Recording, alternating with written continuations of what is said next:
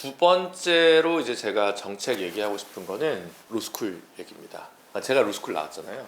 그래서 로스쿨과 관련해서 늘 논란이 많아서 이 문제 어떻게 개혁해야 되냐, 그리고 진보라고 생각하는 사람이 로스쿨을 나왔을 때 로스쿨 제도는 뭐가 맞냐, 예를 들면 사법시험으로 돌아가자, 여전히 그런 분들도 계시는 것 같고, 일본처럼 이중 체계로 가자 이렇게 얘기하시는 분들도 있는 것 같아요. 그리고 기본적으로 로스쿨은 너무 돈이 많이 든다, 이런 이제 문제 제기들부터 해가지고 다양한 문제 제기들이 있습니다. 교육 비용 문제와 관련해서는 여전히 비싸다고 느낄 수 있을 것 같습니다. 미국에 비하면 싸죠. 하버드 로스쿨 가려면 1년에 한 7만 불 내야 될걸요, 이제. 그러니까 우리는 이제 비싼 학교가 1년에 2천만 원 정도 될 테니까 3년이면 6천만 원인데, 미국 로스쿨 가려면 이제 1년에 6, 7천만 원을 내야 되니까 공부 잘한다고 하버드 로스쿨 가기가 쉽지가 않습니다.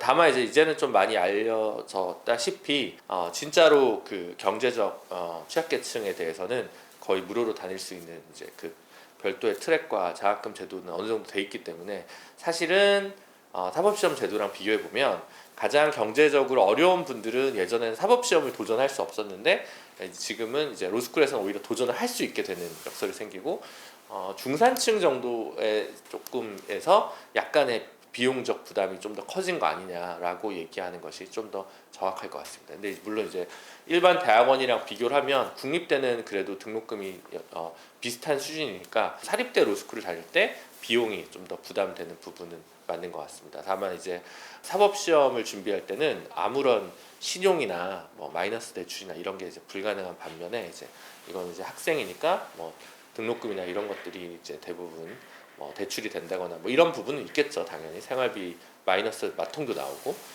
그런 부분이 있는데, 비용적인 부분에 있어서 조금 더 사회적인 논의가 필요한 거 아니냐라는 생각을 한편으로 하고, 한편으로 보면 MBA는 비싼데 아무도 말을 안 하는데 왜 로스쿨만 가지고 하냐라고 얘기를 하는 걸 보면, 한국 사회의 퍼블릭 섹터, 공적인 것들과 관련된 감각이 좀 다르다라는 생각도 되게 많이 들거든요. 그래서 비용 부분은 조금 더 국가 비용 부담을 좀 늘려서라도, 왜냐면 사실 대학 입장에서는 그게 적자 사업부예요. 상징 자본만 있을 뿐 학생 수 대비 교수 숫자를 더 많이 맞춰야 돼가지고, 제가 알기로는 적자 사업부이기 때문에 이 부분에 있어서는 국가에서 고등교육과 관련된 교부금을 좀 늘리고 학생들의 어떤 학비 경감 부분을 분명히 해결해야 될 부분이 있을 것 같습니다. 근데 이제 그것만으로 그러면 로스쿨 문제가 해결되냐라고 생각되진 않거든요. 합격률을 올려야 되냐라고 하는, 그러니까 장수생을 남발한다라고 하는 문제가 있는 것 같아요.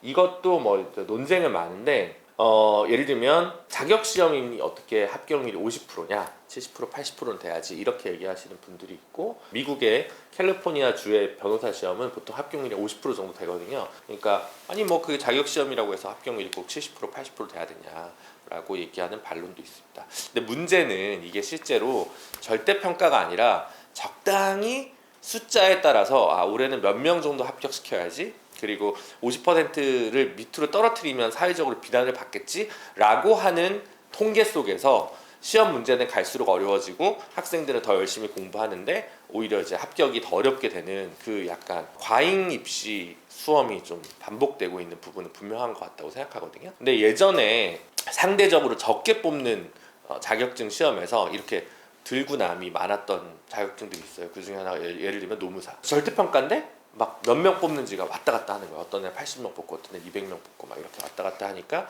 최소 합격 정원제라는 걸 만들어서 제도 변경을 했거든요. 공인회계사 같은 경우는 부분 합격제가 있어요. 그래서 저는 차라리 인위적으로 법무부에서 이 정원을 조절하지 못하게 하려고 한다면 부분 합격제 같은 걸 도입하는 건 어떠냐, 개인적으로는 그런 생각을 좀 가지고 있고, 그 다음에 인위적으로 과도하게 이 합격자 정원을 이제 통제하는 이 부분에 대한변협이 되게 싫어하거든요. 그런 부분은 분명히 변화할 필요가 있다라고 생각하고, 응시 횟수가 5번으로 제한되고 있는데 저는 이거는 약간 위헌이라고 분명히 생각해요. 물론 이제 꼭 5번 만에 끝낼 수 있는데 7번, 8번, 9번 시험 봐가지고 법조인이 나와서 꼭 좋은 결과가 나오는 건 아니잖아요. 그러니까 이제 5번이 적정하다고 생각하실 분들이 있을 텐데, 지금은 중간에 투병을 해도 그리고 뭐 임신을 해도 뭐 이런 경우에도 대부분 이제 중간에 시험 횟수가 계속 차감이 되는 불합리한 것들이 있었거든요. 그래서 횟수 제한 문제가 풀릴 필요가 분명히 있다라고 저는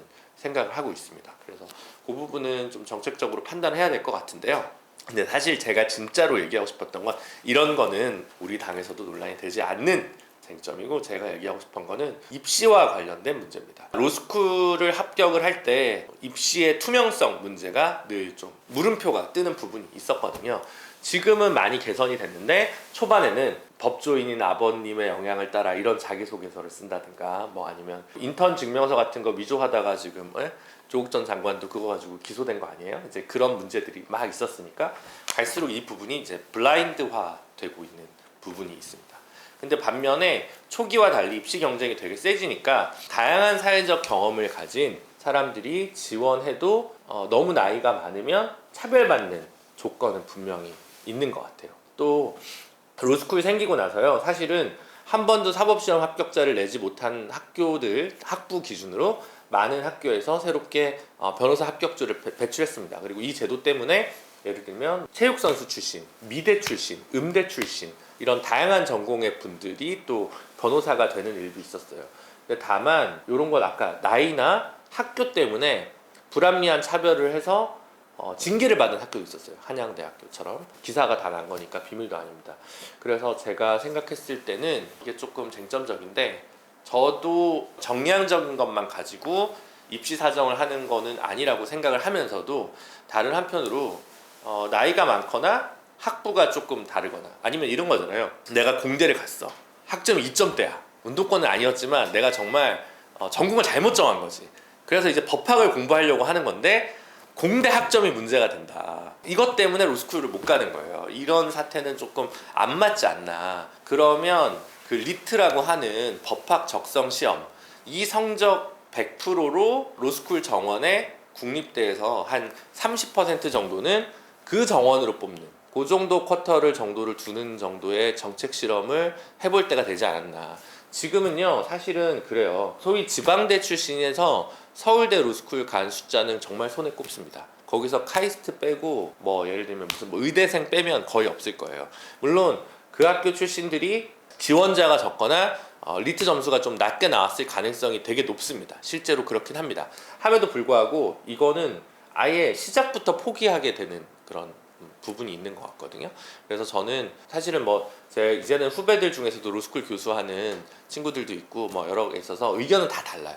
어느 정도 자기들이 봤을 때는 이제는 10년이 넘었기 때문에 이런 학생을 뽑으면 변호사 시험을 잘 합격할 수 있다라는 그들만의 어떤 심리적인 그런 게 있어요. 있긴 하지만 그럼에도 불구하고 기회 균등의 문제에 있어서 정성적 평가를 들어가는 측면이 오히려 뜻하지 않는 차별을 낳을 수 있다라고 하는 측면에서 저도 막 정시 한방주 이런 건 아닙니다. 아니지만 아까 말씀드렸다시피 뭐 공대 나왔다가 이건 정말 전공 바꿔서 다른 거 하려고 하는데 공대 공부 잘하는 사람이 왜 변호사가 돼야 돼요? 뭐 그럴 필요 없을 수도 있잖아요. 말하자면 그런 측면에서 봤을 때 리트 100%로 로스쿨 전부 입시를 개혁하자는 게 아니라 한 30% 정도를 강제하는 방안 정도는 괜찮지 않냐라는 생각을 한다는 겁니다. 이 얘기하면 찬성 반대가 우리 당에서도 나뉠 수 있을지도 모르겠는데 저는 그렇게 생각합니다. 그러면 한번 이런 얘기를 하는 총선을 만들고 싶다 다시 한번 강조드리면서 제가 두 번째 얘기하고 싶은 거는 사실은 로스쿨 입시 개혁이다.